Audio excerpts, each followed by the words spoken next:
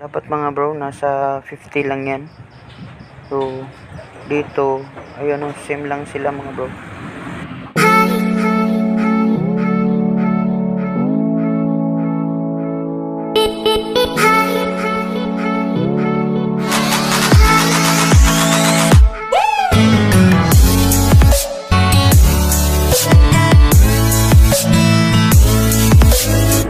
Hello, magandang gabi sa ating lahat. So, ngayong gabi ay magre-repair tayo ng Hisense 40 inches.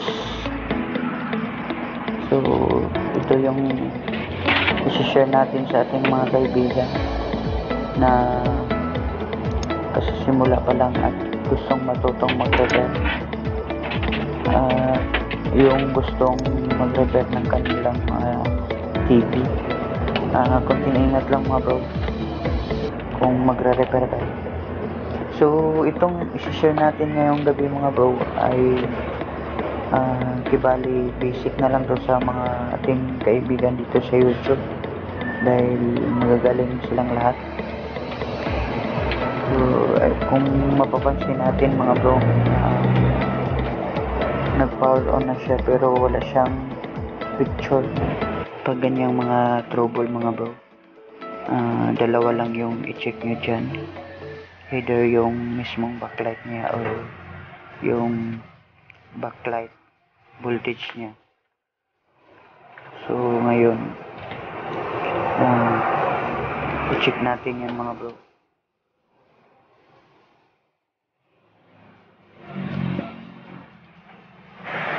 Check natin, ilagay natin yung test pad natin dito sa kanyang output papuntang backlight, color red na wire. So saksak natin dito mga bro. Ayan, tapos 60, 70, ayun, 75 lang siya mga bro. So kulang ang supply niya ng voltage drop siya mga bro. Estimated ko sa mga ganitong 40 inches na Hisense, 40 pieces rin ang kanyang backlight nito. So pag ganyan mga bro, 40 times 3 kasi 3 volts to mga bro, 40 times 3 equals 120 volts. Kaya hindi niya mapailaw mga bro dahil voltage drop siya mga bro. So ngayon kung may mga gamit kayo tulad ng DIY backlight tester or yung katulad nito mga bro, pinili natin sa Lazada noon. So pwede nyong gamitin para i-check yung backlight. Kung napansin nyo, may ilaw na siya. So titingnan natin ngayon ang kanyang mismong screen kung okay ba yung display niya, wala bang mga vertical lines. So okay naman, may signal siya. So ngayon testingan natin mga bro. So check na natin. Isaksak ulit natin mga bro. Tapos dito tayo sa kanyang positive papuntang backlight. Saksak natin.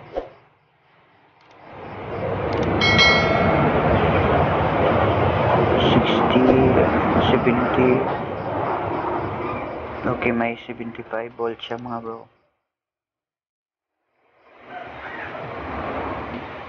So mababa siya. Dito tayo sa kanyang Schottky diode. May 76 volts. Dapat nasa 50 volts lang yan mga bro.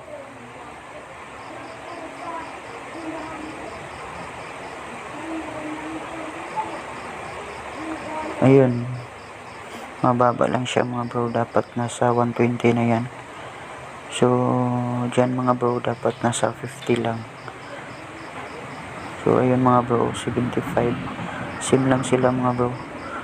So testera natin to, baka shorted to.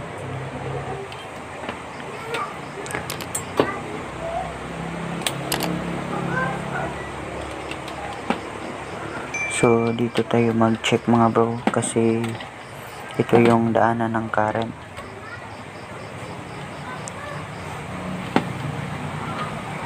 Iayos lang natin yung tester natin.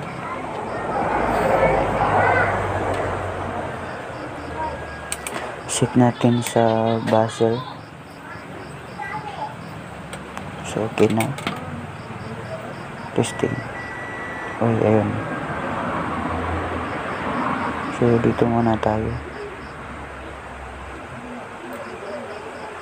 So good siya.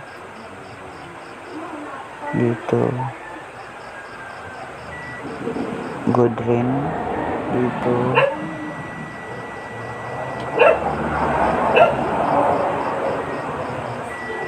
ayun, shorted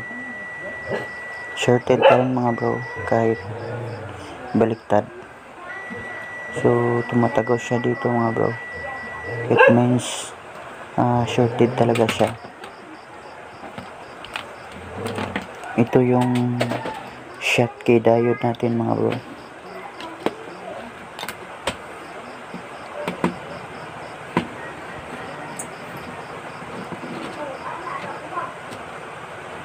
Tanggalin muna natin to.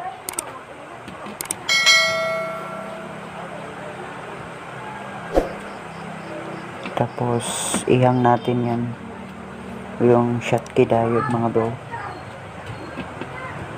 para masigurado natin kung yan ba talaga ang na-short.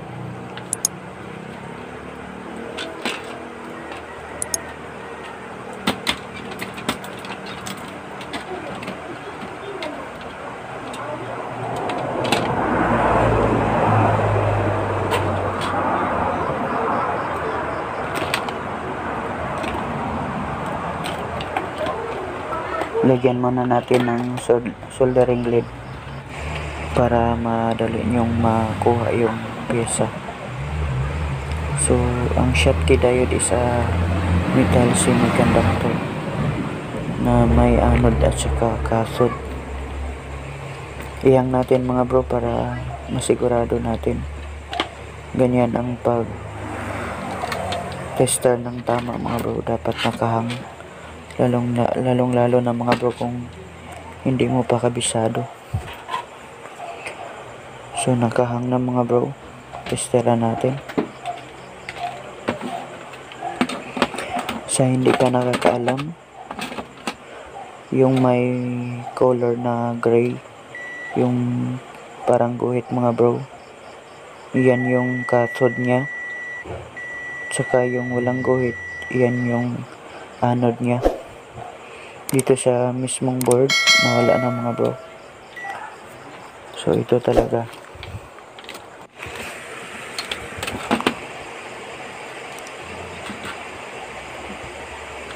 Tanggalin ko lang muna to mga bro.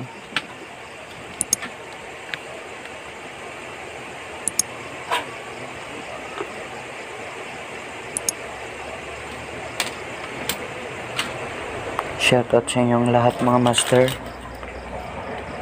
Lalong-lalo na sa ating mga kaibigan na sumusuporta sa atin. Kahit small YouTuber lang tayo. So, pag bibili kayo ng soldering pump mga bro, yung color black katulad sa akin, at saka yung color gray, wag yung color blue mga bro, kasi madaling masira yan mga bro. So matitibay ito sila mga bro, subukan na to.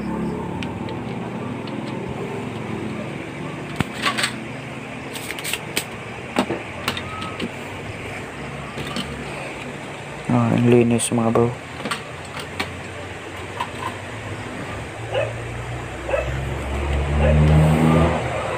Ito na yung ginawa natin mga bro.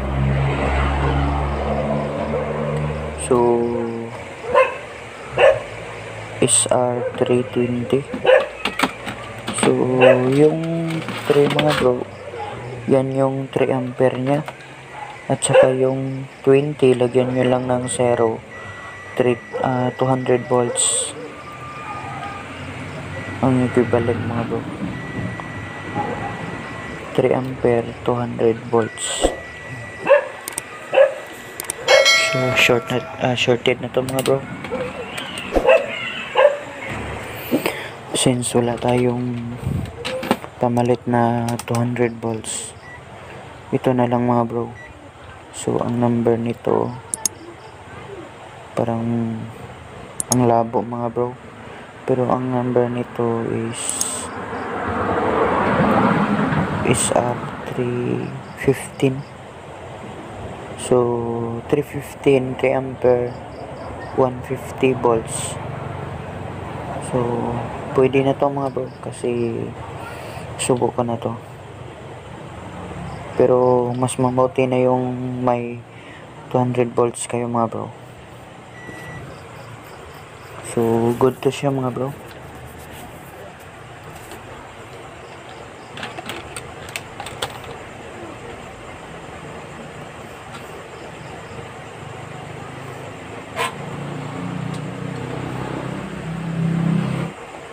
Yung sa mga 32 inches, yung ginagamit nila 100 volts lang.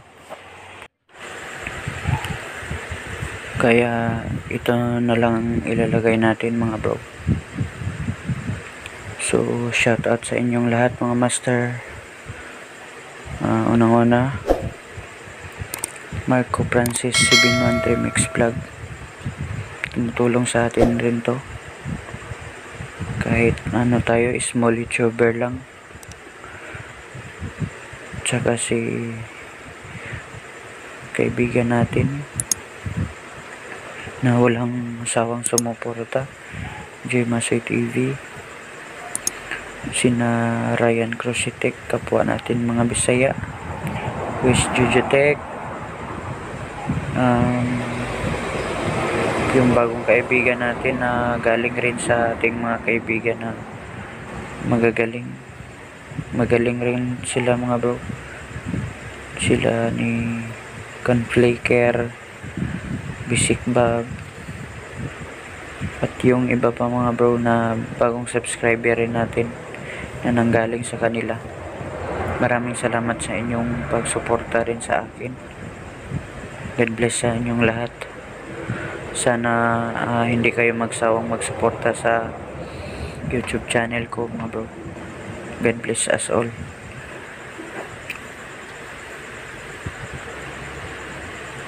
Hihinangin muna natin to mga bro.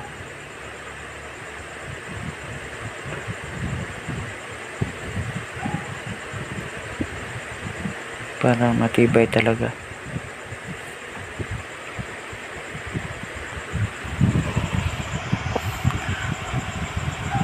Sa mga bago pa lang dito sa akin channel, huwag kalimutan mag-subscribe and hit mo na rin ang notification bell para pag may upload na tayo na bago na naman, ma-update ko kayo. Maraming salamat. Kung nagustuhan nyo mga bro, huwag kalimutan na rin mag-like. God bless sa inyong lahat. Salamat talaga sa mga nag-subscribe.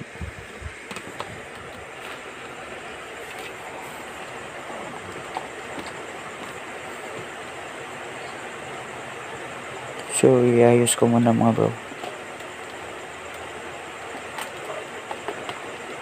Okay na to. So ngayon mga bro, kung titingnan natin, wala na. So ngayon, i-check na natin yung voltahe niya mga bro, kung nag-oscillate na ba ng tama. Kasi kanina hindi siya nag-oscillate ng tama kasi may shorted. So ngayon natin malalaman.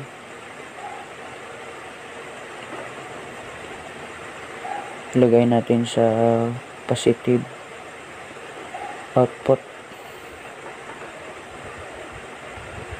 Teka lang. Saksak natin. Boom. 60. Ayun, 117. Umilaw na yung backlight niya mga bro. Ayun oh. So, check natin yung kanina. May 170 na siya dito. Ayun oh, 50 volts. Dito rin dapat 50. So, okay na siya mga bro. Nag-oscillate na ng tama. So, mabuti naman na-repair natin. So, titingnan natin yung screen niya ngayon. Kung okay na ba talaga.